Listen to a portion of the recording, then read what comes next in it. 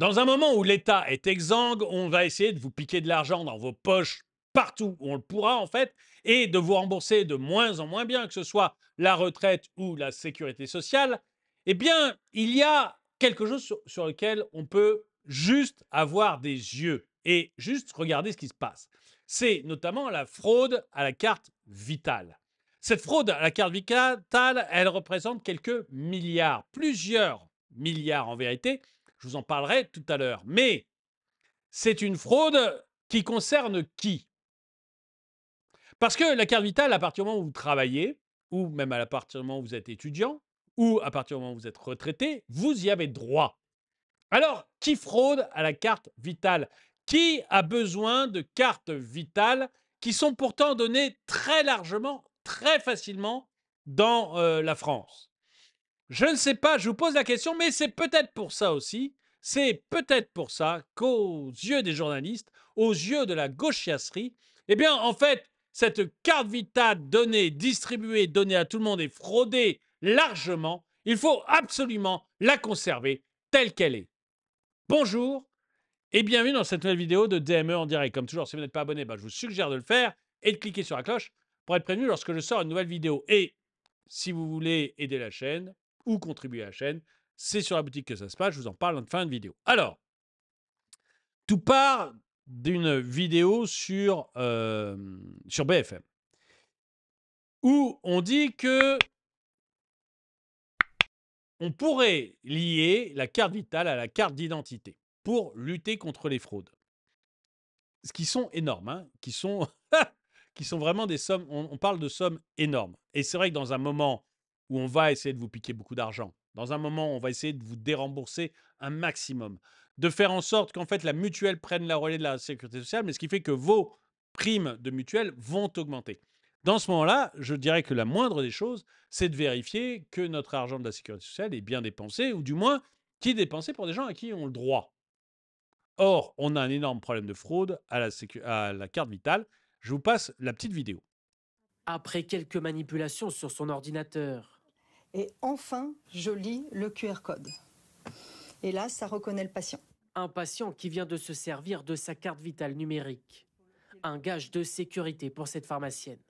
Puisqu'on est sûr d'avoir la bonne personne, de délivrer le traitement à la bonne personne. Donc, c'est sûr, c'est une belle innovation. Mais dans cette pharmacie, les clients sont-ils au courant qu'elle existe? Non, pas du tout. J'étais pas très au clair sur le sujet, non. Non, moi j'en avais pas connaissance pour le moment. Et pourtant, un mot revient dans chacune de leurs réponses quand ils parlent de cette numérisation pratique. Oui, c'est une bonne chose qu'on a tout sur notre téléphone maintenant, donc ça me paraîtrait plutôt pratique. Parce que se trimballer avec plein de cartes dans son portefeuille, c'est pas très pratique. Si jamais on oublie le portefeuille, si on a son téléphone sous la main, ça peut être pratique. Déjà numérisable, la carte vitale va-t-elle totalement disparaître de nos portefeuilles? C'est en tout cas la volonté du Premier ministre Michel Barnier qui souhaite lancer un nouveau projet. Fusionner sa carte vitale avec sa carte d'identité. Le but, c'est que quand on arrive par exemple en pharmacie, au lieu de sortir sa carte vitale, on sorte directement sa carte d'identité qui contient dans une puce électronique les informations de la carte vitale. L'objectif serait de limiter les fraudes et ainsi faire des économies. Une fausse bonne idée selon ce spécialiste. Cette évolution-là engendre des coûts et pas des économies, puisque évidemment tout ça. Alors, je ne connais pas Frédéric Bizarre, hein. Mais je trouve bizarre qu'un économiste de la santé ne voit pas que ça va forcément générer des économies à terme. Mais bon, voilà. Engendre des coûts et pas des économies, puisque évidemment tout ça nécessite un investissement non négligeable. D'après un rapport, les fraudes à la carte vitale ne concernent que 3 à 5% des prestations sociales. Alors, ça ne concerne que 3 à 5% des prestations sociales. La gauchiasserie a parlé. Mais, petit journaliste, sais-tu combien ça fait 3 à 5% des prestations sociales sur la maladie, par exemple? Eh bien, Charles Pratt va te dire combien ça fait quand même 3 à 5%. Parce que je suis sûr que ce journaliste, soit il fait partie de la gauchiasserie, soit il se dit, bon, petite somme. Et peut-être que beaucoup d'entre vous se disent, bon, petite somme, 3 à 5%, c'est rien du tout. Je vous rappelle qu'on va probablement vous dérembourser pour économiser 1 milliard. Que vous allez devoir payer, vous, en supplément, à vos assurances, à vos mutuelles. 1 milliard. J'adore le journaliste. Les fraudes à la carte vitale ne concernent que 3 à 5% des prestations sociales. En restant juste sur l'assurance maladie, 3 à 5%, ça ne représente que 7,5 à 12,5 milliards d'euros par an. Vous voyez, on va vous dérembourser, on va vous obliger à payer 1 milliard de plus à vos mutuelles. Mais là, il y a 12 milliards d'euros à économiser. Cet économiste de la santé, je ne sais pas qui c'est, mais comme ça, je dirais qu'un économiste de la santé qui dit ça va être un coût, oui, ça va être un coût. Je doute qu'incorporer la carte vitale à la carte d'identité, ça puisse coûter, ou même l'incorporer, je ne sais pas, à une appli sur le téléphone qui dirait la carte d'identité au truc, ça coûte 12 milliards. Vous voyez? Je doute qu'on soit dans ces prix-là. Quelques millions, peut-être quelques dizaines de millions s'ils passent par les programmateurs véreux. Mais ça ne va pas coûter très très cher en fait. Par contre, l'économie, elle risque d'être énorme. Et cette économie-là, elle est là tous les ans. Donc il y a quand même un intérêt à le faire. Bon, on va regarder un peu ce qu'en disent les gens.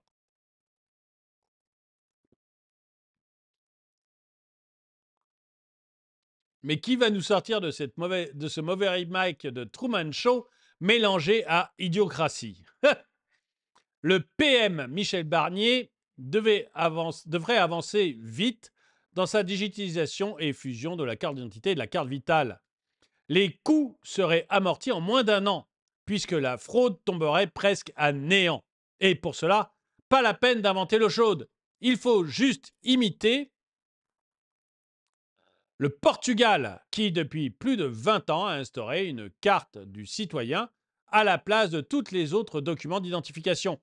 On trouve sur l'unique CC, donc carte citoyenne, son numéro d'identité, le numéro fiscal, le numéro de sécurité sociale et le numéro CAF. Et comme ça, vous avez tout.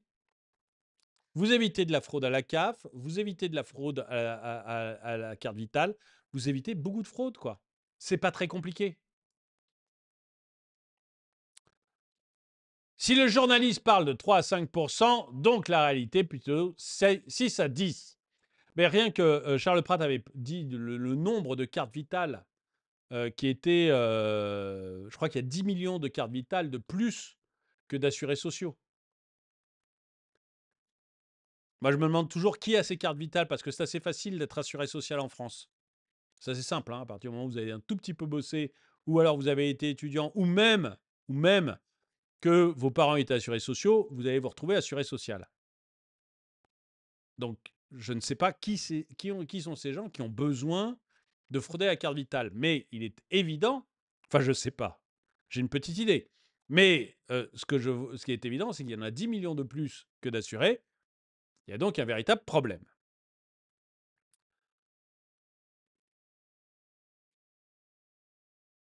En restant juste sur l'assurance maladie, 3 à 5%, ça ne représente que 7,5 à 12,5 milliards d'euros par an.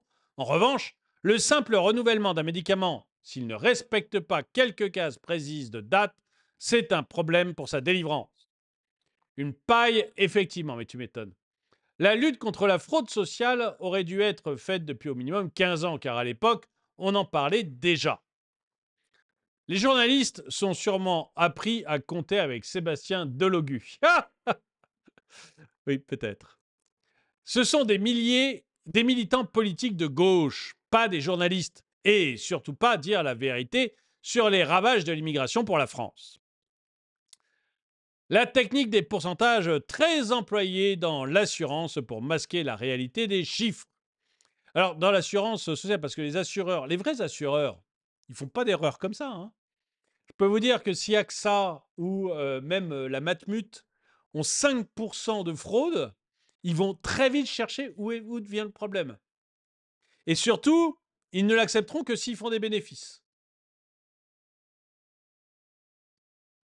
Si en plus ils perdent de l'argent, je peux vous dire que ça va être très très vite réglé. C'est pas grave, c'est les gueux qui payent. La noblesse rouge n'est pas impactée. En fait, le journaliste est nul. Parce que l'info est que les fraudes à la carte vitale ne concernent que 3 à 5 des fraudes aux prestations sociales. Gabriel Attal l'estime seulement à plusieurs millions d'euros par an. Ok, plusieurs millions d'euros par an, bah, j'aimerais vérifier. Hein. Il s'avère, Jean, que Charles Pratt a été magistrat spécialiste de ce sujet-là. Donc comme ça, s'il nous dit c'est plusieurs milliards, j'ai plus tendance à le croire, mais bon, je me trompe peut-être. Ah bah oui, on se demandait qui fraudait. Moi, je me demandais aussi qui fraudait, mais on a eu des bonnes réponses. Donc, Jennifer, qui dit vivre seule, vous dites vivre seule avec 4 enfants. Alors, pourquoi l'état civil nous dit-il que vous êtes marié et sans enfants?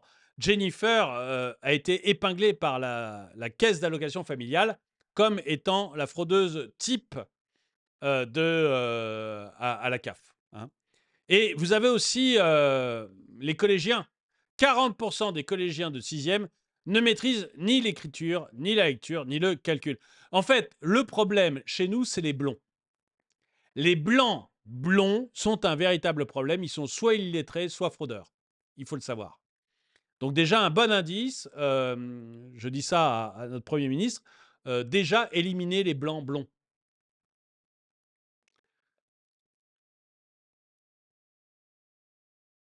Cette fraude est responsable du trou de la Sécu à hauteur de 40 à 75%. Maintenant, on devrait baisser de 3 à 5% le salaire de ce désinformateur de BFM. Ah, c'est Public Sénat qui nous dit ça, c'est quand même pas mal. Public Sénat, c'est déjà plus sûr que BFM. La commission des comptes de la Sécurité sociale revoit nettement à la hausse la prévision de déficit de la Sécu à 16 milliards d'euros. La rapporteuse du budget de la Sécurité sociale au Sénat, Elisabeth Doineau, estime que les actions de redressement ne peuvent plus être repoussées. Donc c'était en mai. Donc on a 16 milliards de déficit de la Sécu en mai dernier, prévu en mai dernier. Et donc on a les 3 à 5%, ça représente 7,5 à 12,5 milliards. Vous vous rendez compte qu'on est proche du montant du déficit? À moins que Charles Pratt mente, hein, je ne sais pas. Moi, j'ai tendance à lui faire confiance, mais bon. Quand est-ce que les gens vont ouvrir les yeux et voir les choses dans son ensemble? Jamais. Le nom du Père, du Fils et du Simple d'Esprit. Charles, j'ai un scoop pour toi, ce n'est pas de la fraude. Les prestations sociales sont utilisées pour payer toutes les petites mains des services spéciaux français. Salah Abdalsem a touché 8 000 € pour déstabiliser Bruxelles et l'Europe. Bon, je ne sais pas pourquoi il dit ça. Parfois, c'est étonnant les commentaires. Et amen. Bon, écoutez, je ne sais pas ce que vous en pensez. Vous allez me dire, je vais m'arrêter là. Et vous allez me dire, vous, ce que vous en pensez exactement. Est-ce que vous pensez qu'il n'y a pas de sujet? Comme le journaliste qui a l'air de nous dire, écoutez, il y a 0 sujet, on s'en fout. Cet économiste de la santé, là, que je ne connais pas, qui nous disent, bon, bah voilà, il y a 0 sujet. Circuler, il n'y a rien à voir. Ou est-ce que vous pensez, je dirais comme moi, qu'avant de venir faire les poches des Français, avant d'arrêter, baisser les remboursements des Français, eh bien, ça serait intéressant de s'attaquer à la fraude et d'aller voir plus exactement pourquoi il y a autant de cartes vitales par rapport au nombre d'assurés et d'aller voir également, d'essayer de lier également effectivement la carte vitale avec la carte d'identité et pourquoi pas le numéro fiscal et le numéro de CAF comme c'est fait au Portugal. Dites-moi ce que vous en pensez dans les commentaires. Et si vous voulez aider la chaîne, eh bien c'est sur la boutique de la chaîne que ça se passe. Donc, chaîne YouTube, onglet boutique ou le lien que j'ai mis dans la description. Là, vous trouvez des mugs, vous trouvez des polos comme celui-ci. Vous trouvez des sweats, vous trouvez des pantalons, vous trouvez en fait plein de vêtements pour hommes, femmes, enfants, bébés même. Et vous allez trouver des mugs. Vous allez trouver des gourdes. Vous allez trouver des thermos. Vous allez trouver vraiment plein de produits. Et si vous voulez juste faire un petit don comme ça, parce que vous trouvez ça sympa et que vous avez envie de participer à la chaîne, mais vous n'avez pas envie de mettre l'équivalent d'un mug, bon, mug, c'est pas très cher, mais peu importe, vous voulez mettre juste 1, 2, 3 euros, eh bien, vous allez tout simplement vous acheter un magnet ou vous achetez un stickers. Moi, je me sens soutenu, très honnêtement, parce qu'il y a de plus en plus de gens qui achètent et je trouve que c'est un bon soutien. Vous, ça vous fait un souvenir et vous participez à la chaîne. Et puis, voilà, comme ça, tout le monde est content. Mais faites-le, voilà, si vous avez les moyens et si ça vous fait plaisir. En tout cas, merci d'avoir regardé cette vidéo. Mettez-lui un pouce vers le haut, commentez-la, partagez-la. Merci donc à tous ceux qui me soutiennent. Et moi, je vous dis à très bientôt.